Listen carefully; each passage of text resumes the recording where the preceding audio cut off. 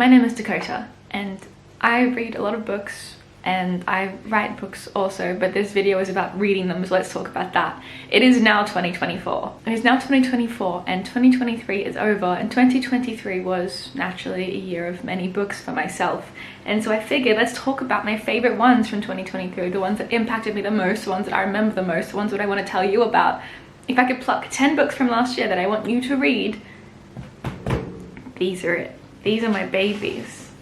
I'm trying to make it so you can't see them. Hang on. Please allow me a little secrecy. It does look like I have a penchant for small books, and that's because I do have a penchant for small books. I much prefer short, sharp books. I also think that if I can kind of sit down and inhale a piece of literature, it's going to stick with me a little bit more versus if it's a big book and I'm chipping through it a bit.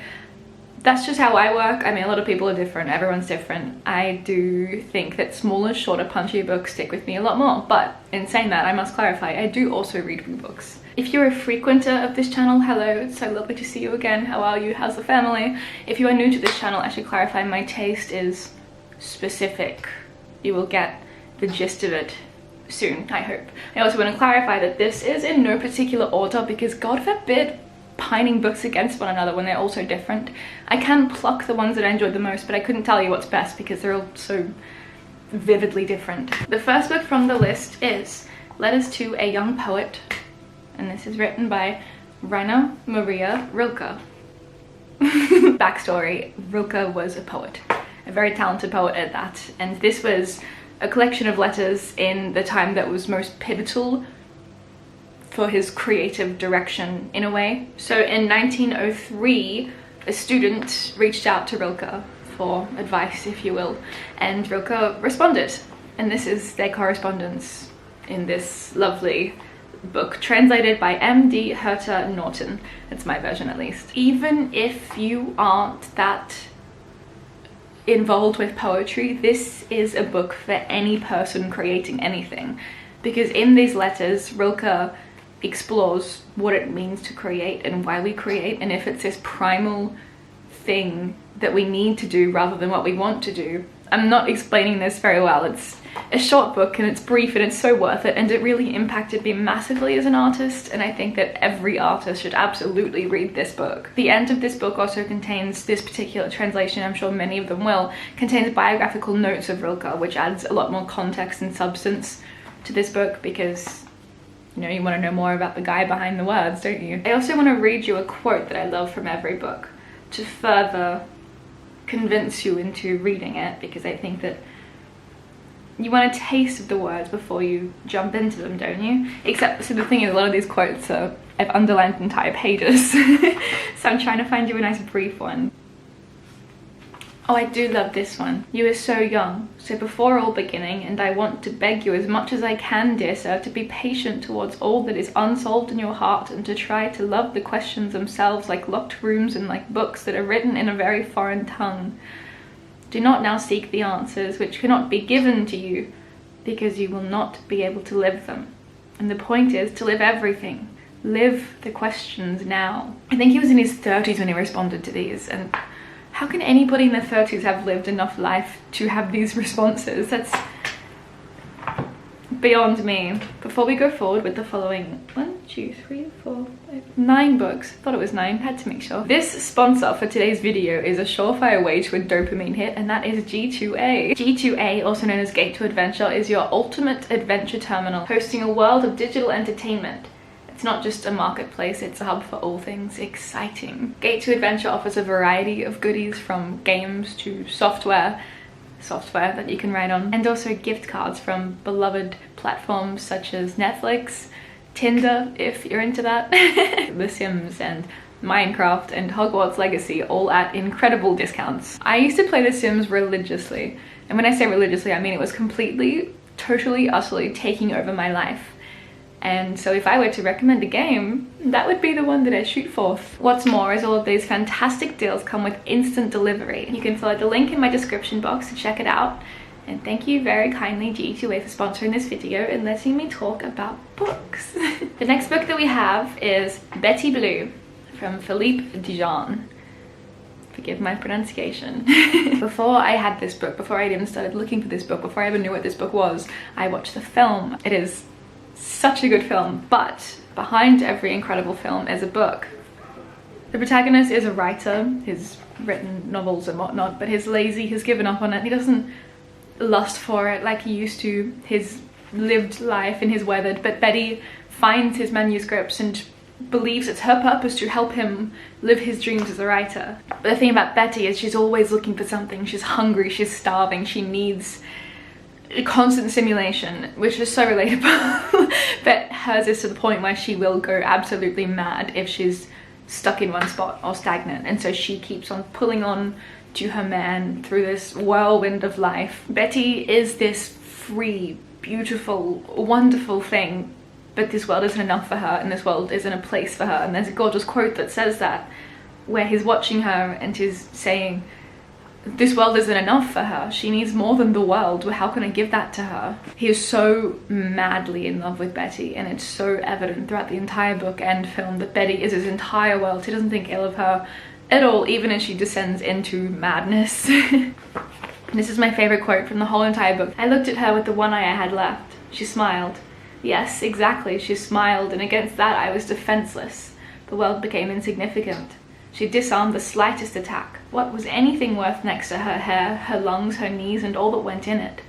Could I ever want anything else? It wasn't that I'd reduced the whole world down to Betty. It was that I just didn't care about the rest. She smiled. My anger disappeared like a wet footprint in the burning sun.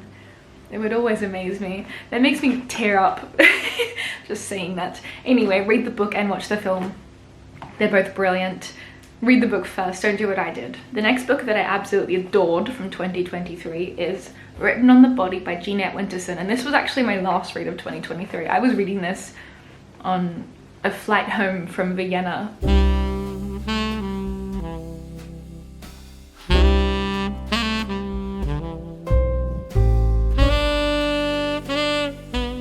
The narrator of Written on the Body is neither name nor gender.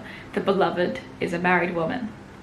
And as Winterson chronicles their consuming affair, she compels us to see love stripped of cliches and categories, as a phenomenon as visceral as blood and organs, bone and tissue, and as strange as an undiscovered continent. If I had to film a part 2 for books that I would sell my soul to read for the first time again, this would be number 1.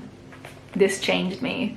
This is one of the best things I have ever read, and I say that with utmost conviction. I will say the ending confused me, and I did Google it. And then I also reached out to some people I knew had read it to see what they had to say. But it made sense after I thought about it for a while. Sometimes I just need to sit with things, and I don't let myself sit with things, and if I close a book thinking, hang on, I'll just assume that I should look up some academic articles rather than thinking about it. The opening page to this is one of the most beautiful opening pages that I've ever read in my life. I'm thinking of a certain September. Wood pigeon, red admiral, yellow harvest, orange night. You said, I love you. Why is it that the most unoriginal thing we can say to one another is still the thing we long to hear? I love you is always a quotation. You did not say it first, and neither did I, yet when you say it and when I say it, we speak like savages who have found 3 words and worship them. I did worship them, but now I am alone on a rock, hewn out of my body. Shivers. You know, when you read something so good that you genuinely have shivers. I was sat reading this at the airport and I had goosebumps on my arms. It was also very cold. I was in Vienna. This is one of the most unique books that I've ever read as well, the way that the passage of time is this interesting, malleable thing, and the narrator is reflecting on all of their past lovers, both female and male, and how this impacted them, but it's mostly just with admiration for all of these people, and it's just, this is an incredible portrait of love, or maybe not love, depends on how you interpret that. So the next book is A Spy in the House of Love from a Nice Inn, and this was my first read of the year. Something satisfying about my first read and my last read of last year making it onto the list, like a perfect little sandwich of good literature. Nin is most famous perhaps for her erotica, her feminist erotica. She likes to get down and dirty in her prose, which she does with this kind of lingering perversion of a man, which it's just so satisfying to read from the feminist perspective. I really do adore that. Sabina is a firebird blazing through 1950s New York. She's a woman daring to enjoy the sexual license that men have always known. Wearing extravagant outfits and playing dangerous games of desire, she deliberately avoids commitment, gripped by the pursuit of pleasure for its own sake. In Espying the House of Love, Anais Nin expressed her individual vision of feminine sexuality with a ferocious dramatic force. Through Sabina's affairs with 4 men, she laid bare all the duplicity and fragmentation of self that is involved in the search of love. Tell me that didn't sell you. Nobody recommended me this. I didn't even know what this was, but I was in a bookstore, read that blurb, and was immediately, I knew I had to have it. I knew I had to read this straight away. There's this entire page as well that I've got underlined, and I'm not going to read you the entire page, but I'll read you a tiny excerpt. The trembling premonitions shaking the hands, the body, made dancing unbearable, waiting unbearable, smoking and talking unbearable, soon would come to the untamable seizure of sensual cannibalism, the joyous epilepsies. Fun book. Very short, very punchy. Add that to your list. This is Mrs. S from K. Patrick. And I got this gorgeous proof copy from a 4th Estate proof party early in the year. I didn't read it until halfway through the year though, but when I did, the quote on the back of this proof copy: "This is what it is to be wanted. Loving her will be impossible. There's nothing I can do to stop it." This is set in an elite girls' boarding school in England, and the narrator takes up the role of the matron at the boarding school. She is narrating and constantly learning as she experiences the privilege and the class disparity in this world of luxury and excess, and how she can slot in and where she can slot in with these young girls and everybody that works there. Introduce the headmaster of the school's wife, Mrs. S, and she's feminine and she's dominant and she fits right into place and she's everything the narrator wanted to be. The two spark up an intense love affair, and it's such a good kind of slow burn to the point, and then it's just so sudden nosedive headfirst, there's no going back. And it's a really incredible commentary on queerness and what this means to different people, because the way that Mrs. S interprets this, who is married to a man, she kind of plays it off. She's like, you know, this is normal, experimentation's normal, don't make it into something bigger than what it is. Whereas for the narrator, their queer identity is everything to them. It's who they are as a person. It's so important for them to be able to recognize this and talk about this. I think that this book really stuck out to me, A, because of the exploration on queer identity, but also because of the fact that the narrator is Australian, living in England, navigating this land of excess and trying to work out where they slot in. So it was important to me because I was also in a similar point when I read that book, and you know, that kind of conditional otherness. And it's just such a brilliant book. It's not for everyone, because I've had friends who have read it and said, why on earth did you recommend me this? But then I've also had friends who have recommended this and have said, you changed my life. Tell me what you think. It would be an absolute crime if I did not add this book in, and this would also go in the books that I would sell my soul to read for the first time again list, and that is Oscar Wilde's De Profundis. And I have talked about this on this channel multiple times, I believe, because I will never stop talking about this book, ever. So Oscar Wilde wrote this whilst he was in prison for being gay. It's a very long letter slash manifesto slash confession, if you will, to his ex-lover slash lover slash arch nemesis Bosie, or Lord Alfred Douglas. Now it's going to be so hard to find you a quote to read because I have painted my copy in ink trying to swallow every single word that he puts in this book. And I know that I throw around the word profound a lot when things aren't actually that profound, because I like to use intense language, but this is profound. This is the definition of the word profound. This is absolutely brilliant. It's an incredible commentary on love and hate and art and religion as well, and using religion as metaphors. And there's this one quote, oh, that's one quote that I need to read you, and I have read this to you before in my video on books that I love about love. Love is a sacrament that should be taken kneeling, and Domi non sum dignus should be on the lips and in the hearts of those who receive it. I wish you would sometimes think of that. You need it so much. Also, Domin non sum dignus is Latin for God, I am not worthy. So if you read that back again, love is a sacrament that should be taken kneeling, and God, I am not worthy should be on the lips and in the hearts of those who receive it. If I think about that too much, I will cry. I will literally cry. The next book, I don't think I've talked about in this video either, and this was again one of the first books that I read this year because a really lovely person, if you're watching this, hello, do comment below, gave me this book at one of my poetry event show things when I was touring. A Season in Hell. The preface is from Patti Smith, and so anything Patti Smith prefaces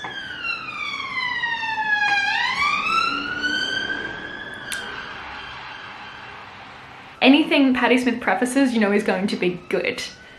If Patti Smith has prefaced it, I'm going to eat that up for breakfast, lunch, and dinner. See that little sign right there, prefaced by Patti Smith? That is the stamp of gold.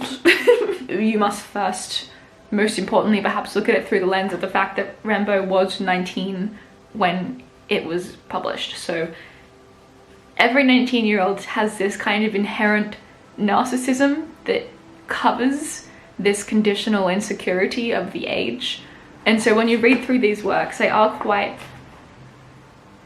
how do I say, Bukowski-esque in the way that they are very in your face and seem sure of themselves, but you can tell they're not quite sure of themselves, but I think that's the beauty of it. It's also important to note that this book of poetry was prompted by Rambo's wild love affair with another poet, Paul Verlaine, ending. And so his 19-year-old heart was split in two and his world was torn upside down, and so he coped with it the best way he could, and that's writing a book of poetry. We've all been there. It's a very unique voice. He explores religion. It's a very intense metaphor. Well, not even a metaphor, it's a literal thing, but he uses it to break apart love and identity. I read a really funny review on Goodreads that somebody said that wait, let me find it so that I'm not misquoting. Reading Rambo is reading the bad poetry of a high school student who also happens to be alarmingly talented. Another comment says, just my favorite emo. So I think that says what it will. This is sad boy poetry with a sprinkle of religious trauma. I like it. Again, not for everyone. Tell me what you think. The next book I read this year, now this book I believe with my whole heart is brilliant. I really do truly love it, but I will say that the time that I read this book was one of the lowest points of my life, and any distraction, any book that I read was inherently brilliant because I just needed the distraction so badly. This was Sharp Objects by Gillian Flynn. And yes, I like to read really dark literature when I'm in a dark place. Who doesn't? I like to make it so much worse. Goes without saying, intense, deep, dark book. I have talked about this on my channel before. It's about a very toxic family, like a nuclear family, pun intended. Sent to investigate the disappearance of two little girls, Camille finds herself reluctantly installed in the family mansion, reacquainting herself with her distant mother and precocious 13-year-old half-sister she barely knows. Haunted by a family tragedy, troubled by the disquieting grip her young sister has on the town, Camille struggles with a familiar need to be accepted. But as clues turn into dead ends, Camille finds herself identifying with the young victims and realizes she will have to unravel the puzzle of her own past if she's to survive this homecoming. This is one of the most sinister books I've ever read. The prose is addicting. I could not stop turning the pages. I read this with my face this close from the book in disbelief because I was just so excited to see what would happen next, but also so afraid to see what would happen next. The mummy issues in this book are chef's kiss. If you don't have any issues with your mother, I'm happy for you, but also sad for you that you'll never be able to understand mummy issues literature. What's your favorite season? Winter. Winter. No one likes winter. It gets dark early. I like that. Why? Because that means the day is ended. I like checking off days of the calendar. 151 days crossed and nothing truly horrible has happened. 152 days crossed and the world isn't ruined. 153 and I haven't destroyed anyone. 154 and no one really hates me. Sometimes I think I won't ever feel safe until I can count my last days on one hand.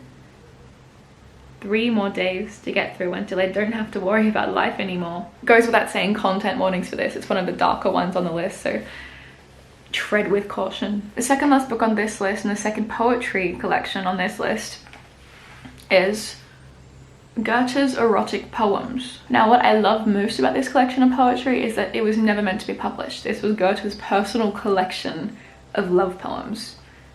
I'm sure he would be shaking his fist if he found out that this was published and now so beloved and read by just some girl in her room. It goes without saying, because he wasn't writing this for the public, it wasn't performative in any way, shape or form. You know, when you're creating something that you know will be seen by the world, so you create it through a lens of the world almost. This was for him and him only, so it's some of the most intimate stuff you'll ever see. This might be a little more of an advanced read if you're not used to older poetry, just because of the words and the structure and whatnot. This version is translated by David Luke, and so I'm sure there's many translations, and translations of poetry are very important because it can change the entire thing. I have nothing to compare it to, but I think this one was pretty good. The good thing about this copy as well is it has the original German poetry and then the English translation next to it, so you can kind of compare them and get more of a feel for the meter. There's one poem where he's watching his lover sleep, and the way that he's counting the meter for the poem is by tapping on her naked back.